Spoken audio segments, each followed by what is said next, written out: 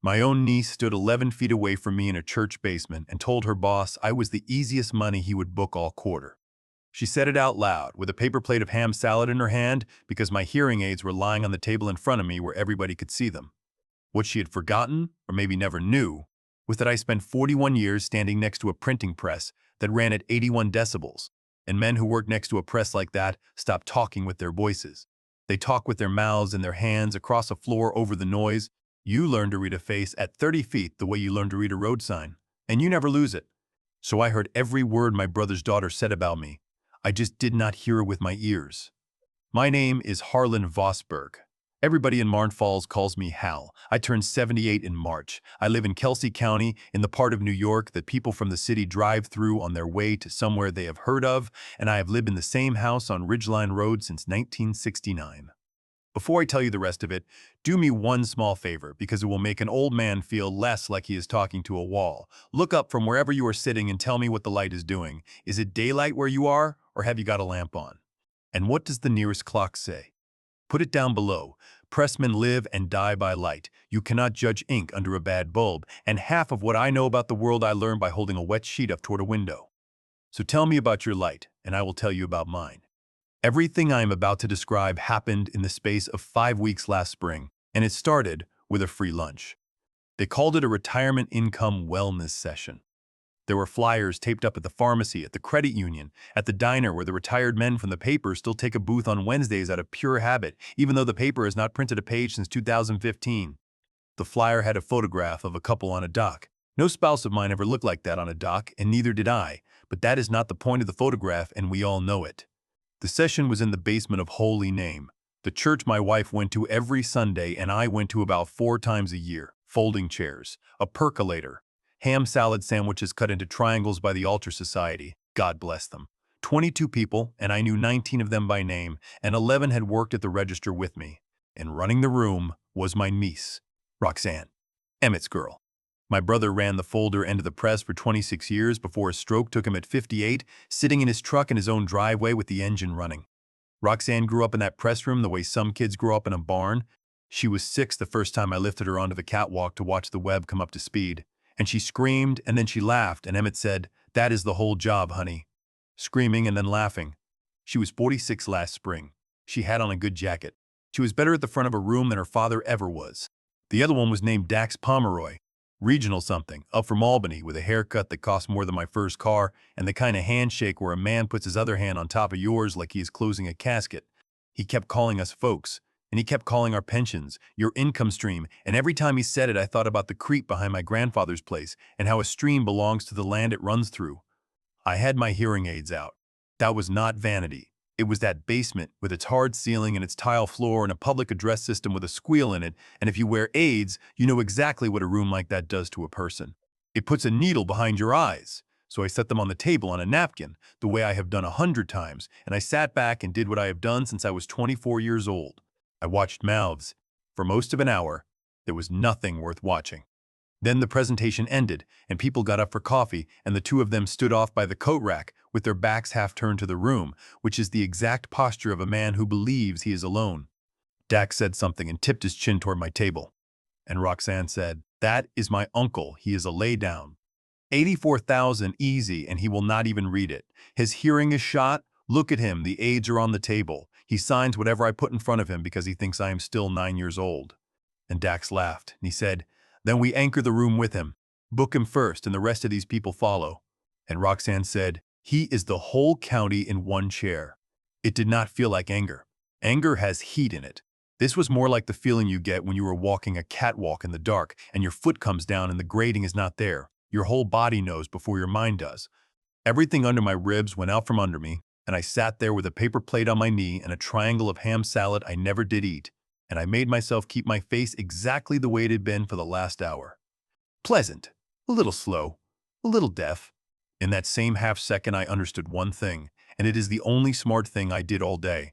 If I stood up right then in the basement of Holy Name, in front of 22 people, with no paper in my hand, I would not be a man who had just been robbed. I would be an old man who had a spell at a luncheon, and Roxanne would drive me home and pat my knee at the stoplight and tell the room afterward, very softly, that it was starting to happen to Uncle Hal. So I put my aids back in, and walked over and let her hug me. She smelled like the perfume her mother used to wear, which I do not think she knows. And she said right into my ear, loud and slow, the way people talk to us, "Uncle Hal, I have got something I want to show you. Something Aunt Cordy would have wanted you to have." And I said, "Well, honey, then you had better come by."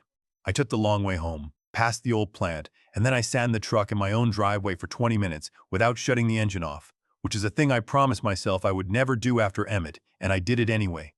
They think I am furniture. Fine, furniture holds still. Furniture is in the room for everything.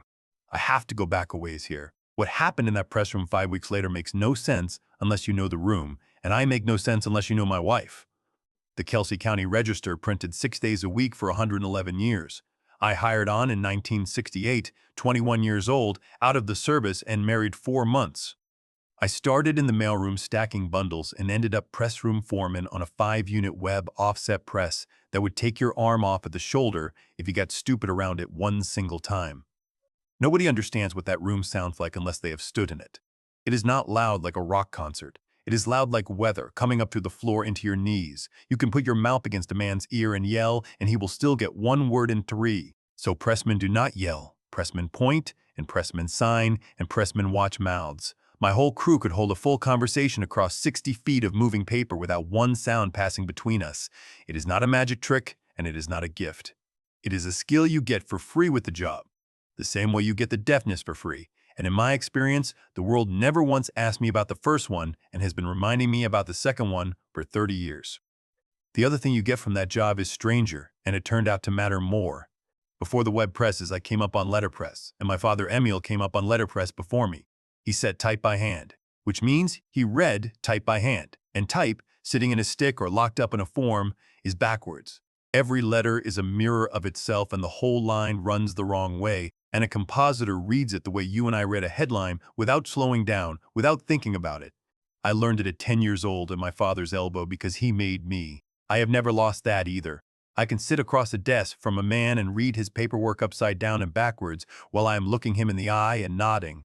I never had a single use for that in my life. Not one. 41 years, and it never earned me $1.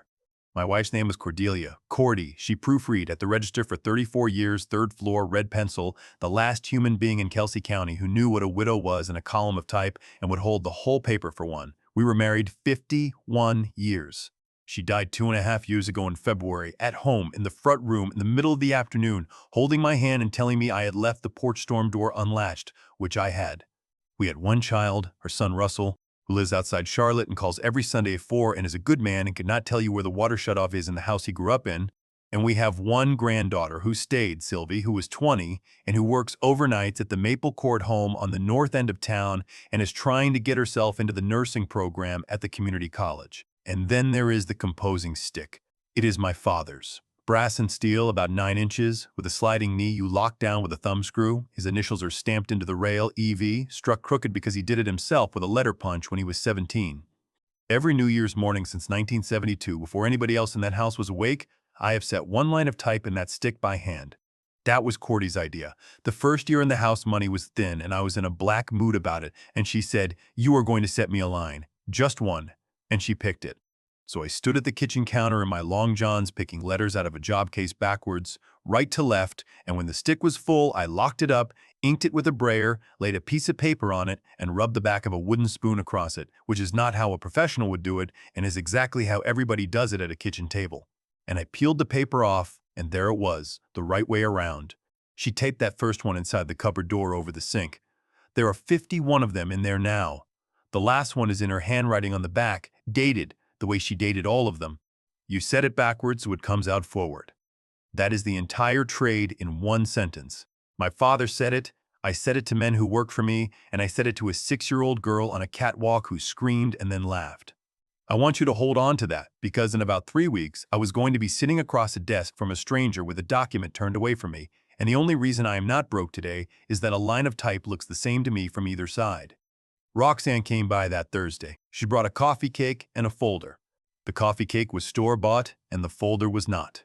It was a real one. Heavy stock, dark green, with a gold thing stamped on the front, and my name in a window on the tab. Hal Vosburgh. Retirement Income Optimization Plan. Prepared exclusively for you. She put it on my kitchen table, on the same table where her father used to sit and eat my wife's pot roast and complain about the third shift, and she sat down across from me and she took my hand. "Uncle Hal," she said, "I have been doing this 2 years now, and I have not been able to talk to you about it because it felt like it would be taking advantage. But I keep seeing what happens to men your age who wait, and I cannot sit on this anymore. Not with you." "No, with you." She was good. I will be fair about that. She was very good. Here is the pitch, plain, because if you or somebody you love is over 65, one of these is coming to a church basement near you, and they are all built the same way. I have a pension, not a big one. It is from the Graphic Arts Fund the union bargained for, and after 41 years it pays a little over $2,200 a month for as long as I am alive, and it does not go up. That check, plus Social Security, plus a house with no mortgage on it since 1994, is my whole life. It is enough. I do not eat out much. What she offered me was this. Meridian Benefit Partners would give me $84,000, cash, in my hand, in 11 business days. And in exchange, for the next 96 months, my pension check would go to them. She did not say it that way. She said income stream, and she said lump sum, and she said the word purchase about 9 times, and she never once said loan and never once said interest. And I sat there doing arithmetic in my head the way you do when you've spent your life estimating how many copies are left on a roll. $2,200 a month for 96 months is a little over $211,000, and they were offering me 84. I am a pressman. I am not a professor. But I have bought a truck on time and I have carried a mortgage, and I know what it means when a man hands you $84,000 and asks for 211 back over 8 years and refuses to say a number out loud. But I did not say any of that at my own kitchen table. I said, "Well now, that is a lot of money." "It sure is," she said. "What would a fella do with it?" I said. And she leaned in, and this is the part I have not gotten over, because this is where she used Cordy. She said you could finally do the trip. Aunt Cordy always wanted to take the train out to the coast, and you two never went because of the paper, and then because of her hip, and then because of everything else. You could take Sylvie. You could put a real roof on this house instead of that patch job. You could stop counting. And I thought about how this girl came to my wife's funeral and stood at the back and never came up to the casket, and how I noticed it and forgave it because people are strange around death. Now I understood she had been in that room taking inventory. "You need a couple things from me," I said. "Papers and such." "Just a few," she said. "Your pension award letter, your last 2 statements, a voided check, and your driver's license. And there is a form or 2 we will sign at the office. It is really painless, Uncle Hal." I told her I would have to hunt up the award letter, that Cordy handled the file drawer, and I have never made sense of it since. That last part was a lie. My wife filed like a proofreader. That drawer is the most organized thing in Kelsey County. I could have put my hand on that award letter in 9 seconds in the dark.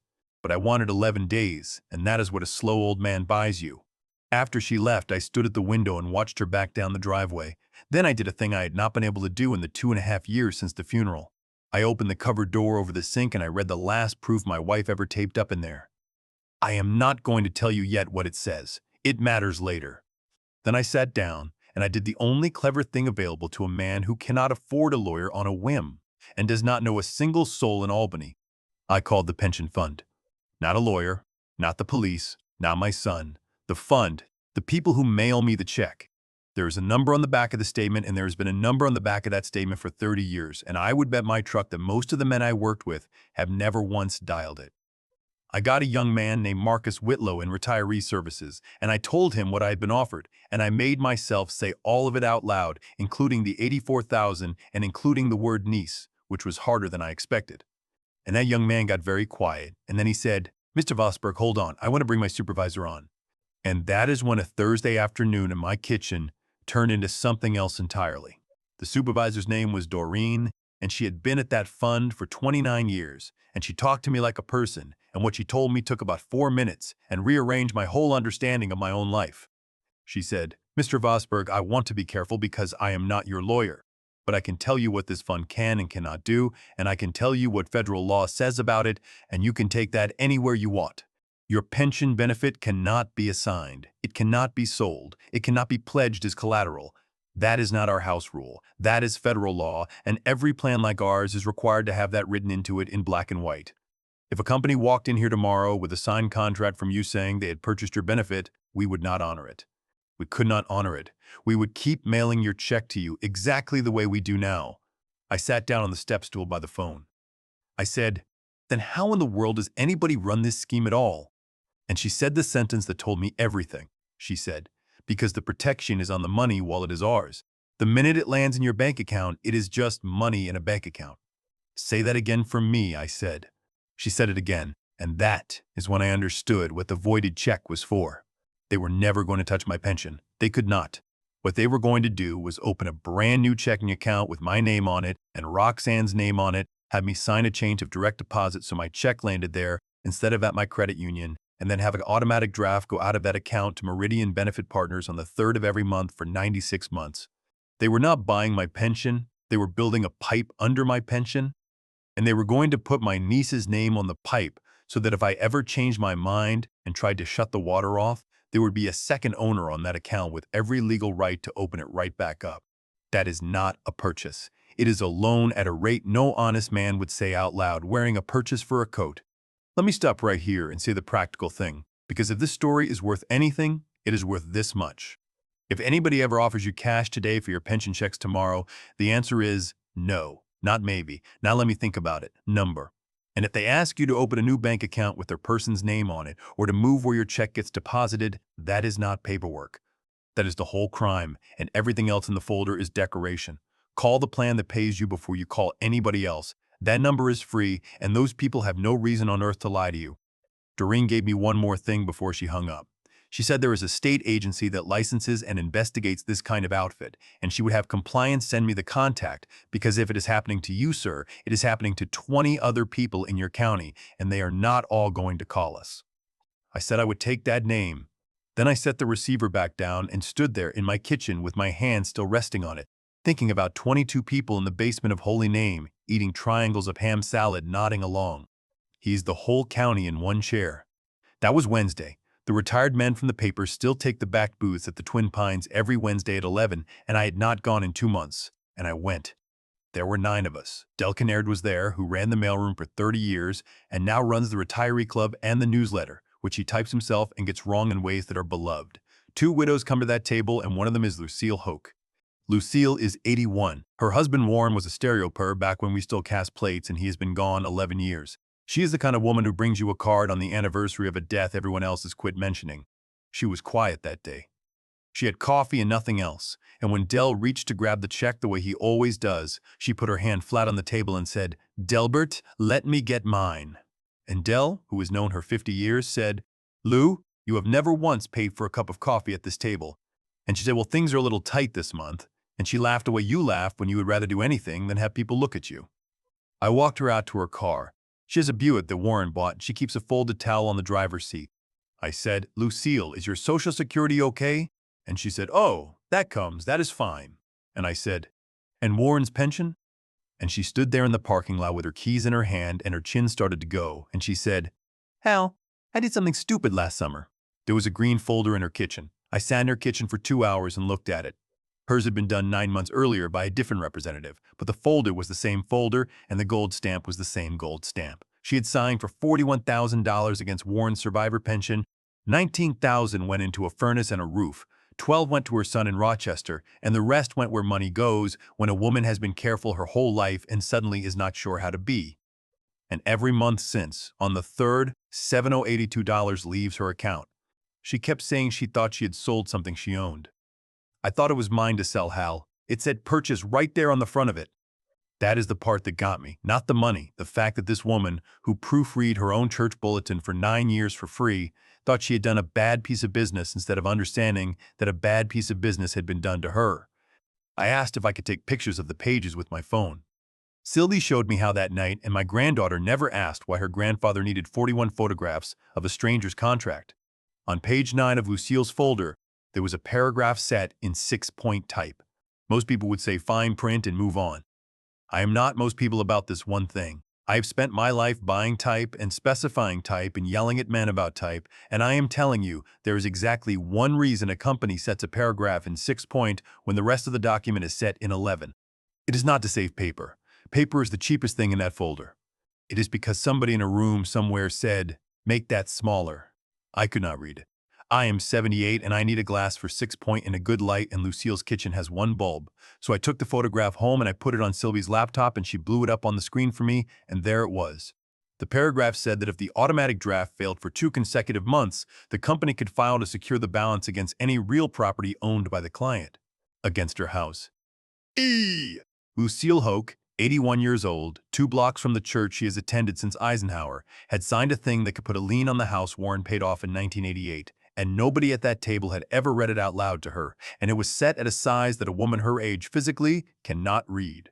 I sat in my kitchen with the laptop light on my face at 1 in the morning, and I thought about how many times in 41 years I had stood at a light table and held a proof up and heard my wife's voice from the 3rd floor say, "Read it out loud, Hal. Your eye lies to you, but your mouth will not." The next morning, Roxanne called and said the rate was changing on the 1st. That is how she put it. The rate is changing on the 1st, so if we are going to do this, we should do it this week, and I have you penciled in for Tuesday at the office at 10, which meant I had 5 days. Before I get to that office, let me ask you for the only favor I will ask for in this whole story. If you have gotten this far with me, and if you have ever had somebody look at you and see a chair instead of a man, go ahead and subscribe. It costs you nothing, and it puts this old press room in front of somebody else who might need it. That is all. Now let me tell you about Tuesday, because Tuesday is when I found out what they had actually written down. The office was in a strip plaza out on Route 9 between a tanning place and a storefront that has been 4 different restaurants. Meridian Benefit Partners on the glass and vinyl letters, kerned badly, which tells you what my brain does under pressure. Dax Pomeroy drove up from Albany for it. That should have flattered me, and it did, in a cold way. They do not send a regional man for one old widower unless the one old widower is the door to 20 more. They put me in a chair on the near side of the desk. Roxanne sat beside me, which is a technique, and Dax sat across, which is also a technique, and there were 3 documents on that desk turned so they faced him. That is a technique too. It is the oldest one there is. Turn the paper away from the customer, read it to him in your own words, then spin it around at the end with your finger already on the line. He read me the first one in his own words. Purchase agreement. He used the word purchase 11 times. I counted, because counting is what I do when I am trying not to let my face move. And while he read it to me, I read it. Upside down, backwards, at about the speed you are hearing this. My father put that in my hands in 1958 in a shop with a coal stove in it, and it sat in me, unused for 67 years, and it paid for itself in one afternoon. I read the paragraph he skipped, which was the one about the account. It said the client agrees to establish a joint deposit account with a co-owner designated by the company and to maintain direct deposit of all periodic retirement income into that account for the full term. Designated by the company, not by me, by them. I read the 6-point paragraph on page 9, and it was word for word what was in Lucille's folder, and my glass was in my shirt pocket, and I did not take it out because a man taking out a magnifier is a man who is reading. And then he slid the 3rd document over toward the middle of the desk, still facing away from me, and said, "And this last one is just a housekeeping item. It is a power of attorney, standard in New York. It is the state form. Everybody signs one. It just lets Roxanne handle a phone call with the bank if you were laid up. Now I know a little about that form, because Cordy and I did ours at a lawyer's office on Bridge Street 11 years ago and paid $400 and thought we were being fussy. I looked at the signature block, backwards, upside down, across a desk. There is a witness section on that form. New York wants 2 witnesses, and it wants the signature notarized, and the whole point of the witnesses is that they are supposed to be people with nothing to gain standing there watching an old man pick up a pen. The first witness line had a name I did not know. Some girl from the office. The second witness line was already filled in ink, in handwriting I have known since it was learning cursive on my kitchen table. Roxanne Vosburgh Teague. The agent had witnessed her own power of attorney, and the notary line underneath had the name of Kip Teague's cousin Ronnie, who has a stamp because he sells cars. Nobody ever mistook me for an attorney, and I am not about to start on this end of a microphone. But I had it looked at 4 days later by somebody who is, and she told me what I already suspected sitting in that chair. The rules about who may witness that form are the whole reason the form exists. A person who stands to receive the power is not a person who can stand there and swear you were of sound mind when you handed it over. They were not going to use that power of attorney at the bank. They were going to use it on my house, because the only asset in Kelsey County worth the gas Dax Pomeroy burned coming up Route 9 was a 2-story frame house on Ridgeline Road with no lien on it and a roof that needs doing. I sat there, and I felt something I did not expect and have not entirely resolved. I felt sorry for her, because I could see her hand shaking on the arm of my chair.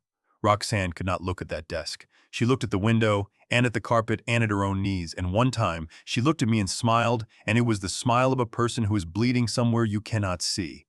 But then Dax uncapped a pen and held it out, and Roxanne said, in a bright little voice, "Right here, Uncle Hal," and put her finger on the line, and it went away, that feeling, and something colder took its place. I said I could not sign that day. I said my son had asked me to run any big papers past him, and I would not go behind Russell's back. I made myself sound apologetic and small. Dax's face did one thing before he caught it. Just one. His jaw set and his eyes went flat, and for a quarter of a second he looked at me the way you look at a machine that will not start. Then he stood up and shook my hand with both of his, the casket handshake, and said, "Absolutely, sir. Family first, that is what this is all about," and he walked me to the door. And behind me, 12 feet back, with the glass door already swinging open and the traffic on Route 9 coming in, Dax Pomeroy said something to my niece. I was turned 3/4 away. But there was a mirror in that entryway, over a rack of brochures. And in the mirror I watched a man's mouth say, "Do not lose the anchor." I had 5 days and no plan, and one advantage, which was that everybody involved was in a hurry, and I was not. Here is what I did with those 5 days, and I am going to be honest that almost none of it was clever. It was just phone calls made in order by a man who had decided he was not going to be embarrassed. Monday I called an elder law attorney in Utica named Nell Draycott, whose name came off a list the county office where the agent keeps and hands out for free to anybody who asks. She charged me $225 for an hour, and it is the best money I have spent since the furnace. She confirmed the two things I had figured out, in the flat voice of a machinist saying out of tolerance. The joint account is the entire machine, and a power of attorney witnessed by the person receiving it is defective on its face, which is worse than none at all, because a teller looking at a stamp on a Tuesday afternoon is not going to litigate anything.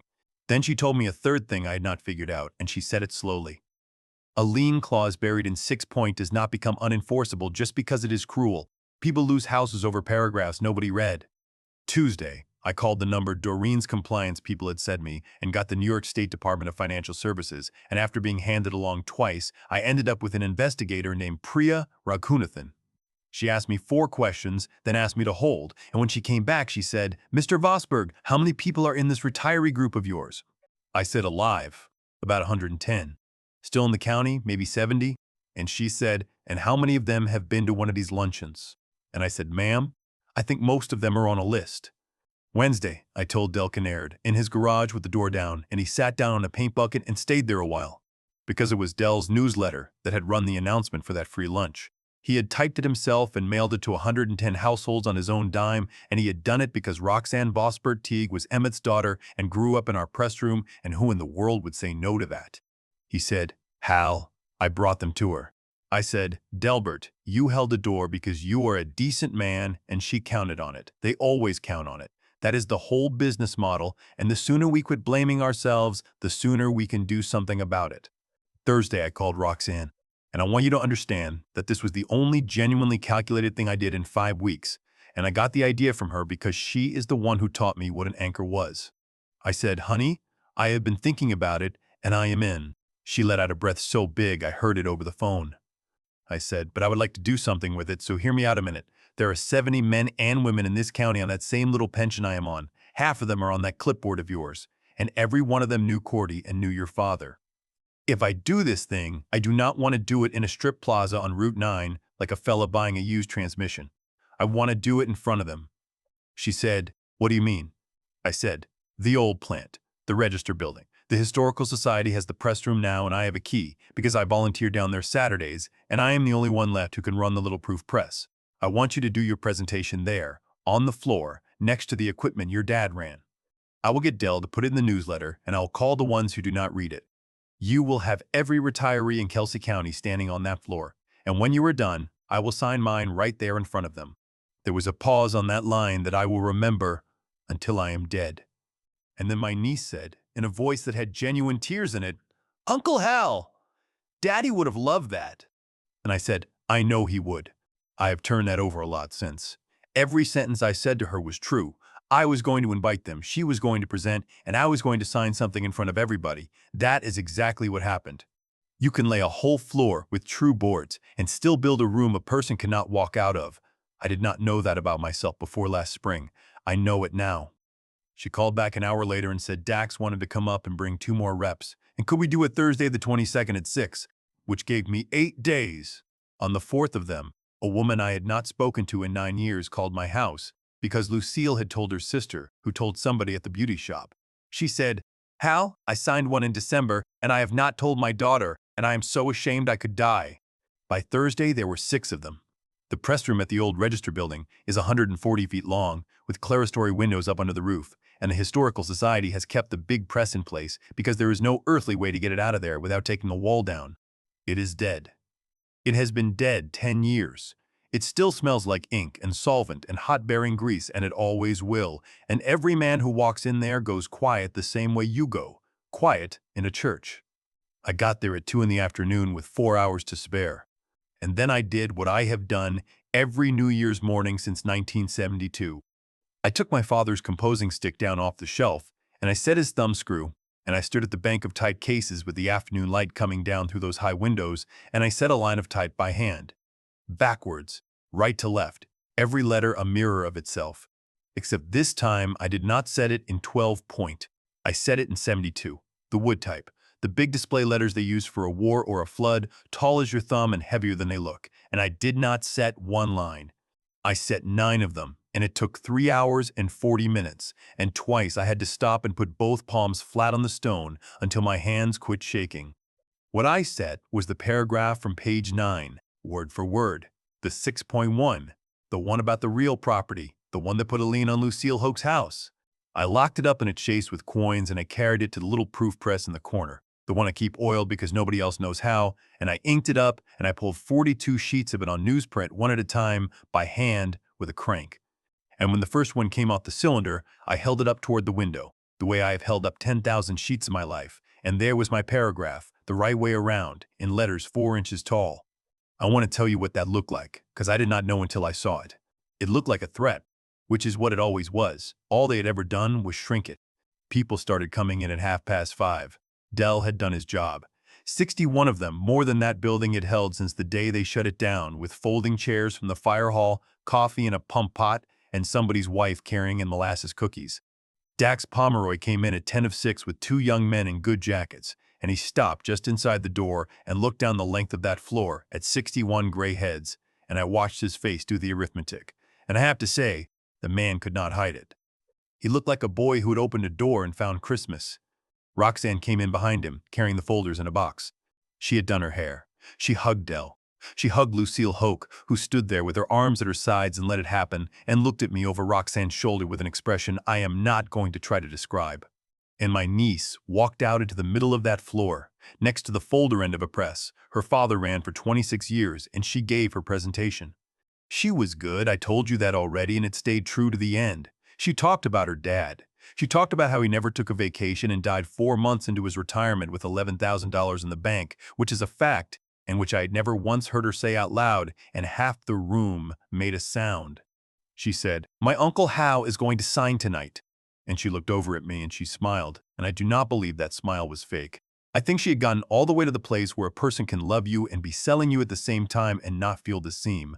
And when she was done and the clapping stopped, I got up out of my chair and walked out onto the floor, and I said, "Before I sign anything, I want to do something I have not done in this room in 10 years. And I nodded at Sylvie, and my granddaughter and 2 of Dell's grandsons started handing out the sheets. 42 sheets of newsprint went down that floor hand to hand, and the room got quiet in stages, the way a room does when people are reading instead of listening. I said, "My wife proofread this paper for 34 years, and she had one rule she never let me break: read it out loud. Your eye will lie to you," she used to say, "but your mouth will not. So I'm going to read this out loud. It is not mine. It is out of a folder just like the ones in that box, signed by a woman in this room last summer. It is page 9. In the original, it is set in 6-point type, which is the size they print a phone book in, and I want you to hold that thought about why." And I read it out.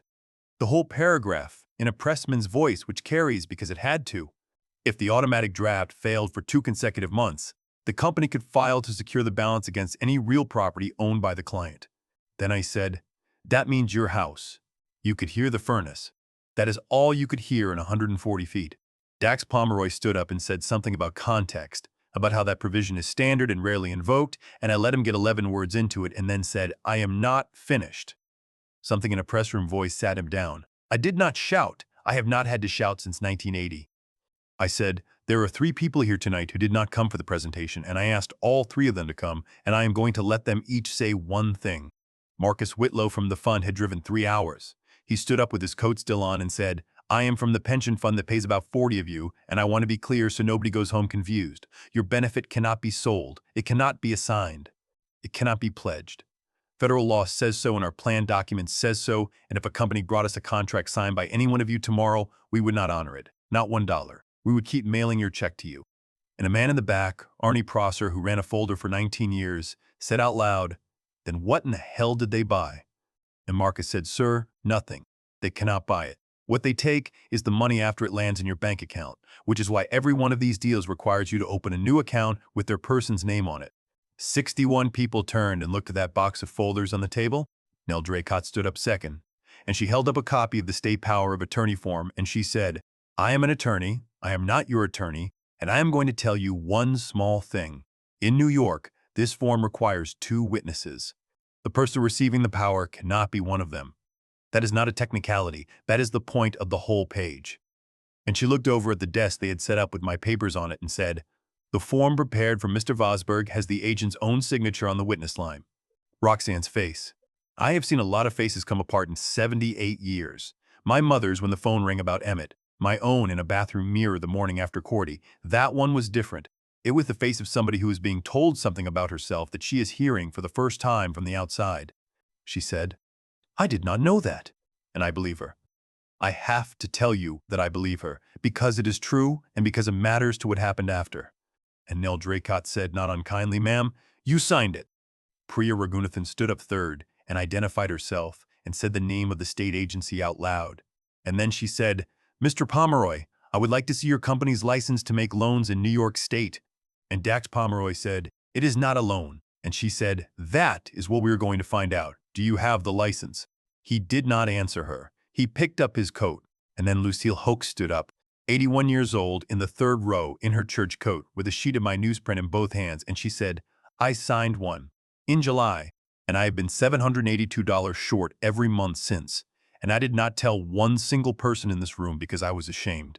And I want to say out loud that I am not ashamed anymore. I was cheated. Those are different things, and it took Hal Vosburgh 2 hours in my kitchen to make me see it." And then a man near the coffee said, "Lou, I did too." And then a woman on the aisle said, "So did we." 9 people stood up in that press room. 9 out of 61, and 3 of them had never told their own children. Now, what comes next is the part I did not do, and it is the only piece of this whole business I am actually proud of. Del Kinnaird was already on his feet with his jaw set, and Del was going to say her name. He was going to put her name and what she did in the newsletter that goes to 110 households with a photograph, and everybody in that building would have gone home satisfied. There is a real appetite in a room like that once the paper is on the floor. I could feel it come up through the boards, and I had spent 5 weeks feeding it. And I said, "Delbert, number." I said it in front of everybody. I said, "She is going to answer for it, and she is going to answer to the state of New York and not to a mimeograph. 9 of you are out real money, and you are going to get help getting it back, and that is what tonight was for." But I had been in this room when it was full of men who made one bad decision on a shift and had to live in this county afterward, and we did not run their pictures either. And then I turned to my niece and said the last thing I had. I said, "Roxanne, you have got a list in that box with about 40 names on it. Some of those people already signed and are sitting at home tonight not telling anybody, same as Lucille. You can walk out that door with the box, and this becomes a thing that happens to you for 2 years with lawyers. Or you could put the box on that table and sit down with that woman from the state and go through it name by name and help her unwind every one of them." And I said, "That is not me being kind to you. I want you to be clear. That is me getting to those people faster." She stood in the middle of that floor for a long time. Then she put the box on the table. Dax Pomeroy left. He walked the whole length of that press room to the door, past 61 people, and nobody said a word to him, and that is its own kind of thing to have to do. And then I signed something in front of everybody, exactly like I promised. It just was not what my niece thought it was going to be. It was a complaint. Priya had it on a clipboard, and I signed it on the stone table where we used to make up pages, and Lucille Hoke signed hers right under mine, and then there were 9 signatures on that stone. That was 14 months ago. Here is what has happened since, as plain as I can put it, because I have watched enough of these stories to know that the ending is usually where they start lying to you. Meridian Benefit Partners is out of business in New York. It took the state about 7 months, and there was a consent order and a fine, and the fine is a number that would sound big to you, and did not sound big to me. Of the 9 people in that press room, 6 had their contracts unwound and their drafts stopped. 2 got partial. 1 had spent the money in a way that could not be undone, and she is still paying, and I drive her to church. Lucille Hoke got hers stopped and got 11 months of drafts back, and the lien language never touched her house. And she paid for the coffee at the Twin Pines the day the letter came and would not let Dell anywhere near the check. Dax Pomeroy is selling something else somewhere else. That is how that works, and I have made my peace with it as best I can. Roxanne sat with the state for 2 days and gave them everything. 41 names. She lost her position, she is paying restitution in an amount that will take her a long while, and she will not be licensed to do that work in this state again. Her husband got his heating business into some kind of shape and they sold a good car. And this spring, at the County Historical Society, they needed somebody to do the books. I did not recommend her. I will be straight with you about that. I did not stand in the way either. I did not open the door, and I did not hold it shut, and I am still not sure which of those was the right thing to do. She has not been to my house. But on the 1st of January this year, at about 6 in the morning, I was standing at the typecase in my kitchen with the light on over the sink, setting my line for the year, and headlights came up Ridgeline Road and stopped at the end of the drive and sat there for about 20 minutes without the engine going off. I went out on the porch in my coat and my long johns, and I waved her in. She stood in my kitchen and did not take off her coat, and she did not say anything about last year, and neither did I. I finished the line. I inked it with the brayer.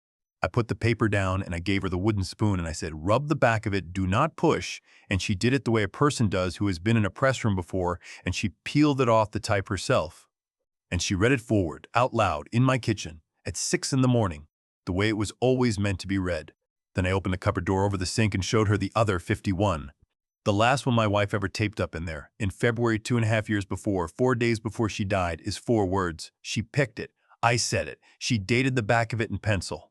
It says, read it out loud. That is it. That is the whole thing my wife left me, and it turned out to be worth more than the $84,000, and it is free, and I am handing it to you now because it is the only thing I have got that is any use. So let me be a foreman one last time. I have got 3 things to say, and then I am done. If you are drawing a pension, it cannot be sold. Anybody who tells you different is selling you a loan and hiding the rate. And nobody, not a company, not a friend, not a person with your last name, has any business asking you to move where your check gets deposited or to put a second name on the account it lands in. That request is not paperwork. That request is the whole job, and everything else in the folder is decoration. If somebody puts a form in front of you and reads it to you in their own words, that is not reading. Turn it around. Take it home. Take it to a lawyer who works for you, and if you cannot afford one, call your county office for the aging because that list is free and I am the proof. And take somebody with you. Not because you are slipping, because a man selling something will say one thing to a widow and another thing to a widow with her nephew beside her. The last one is not legal advice. It is just the truth from an old man in an empty press room. You set it backwards so it comes out forward. Everything worth printing gets built the wrong way around first, in your hands, in poor light, letter by letter, and it will look like nonsense the whole time you are doing it. That is not a sign you are wrong. That is what the work looks like from where you are standing. So set your line, take your time about it, pull one proof, and read it out loud to somebody who loves you before you let it run. This is Hal Vosburgh, up in Marne Falls, New York. The light is going in my kitchen window and the coffee is on, and there is still one clean sheet on the stone.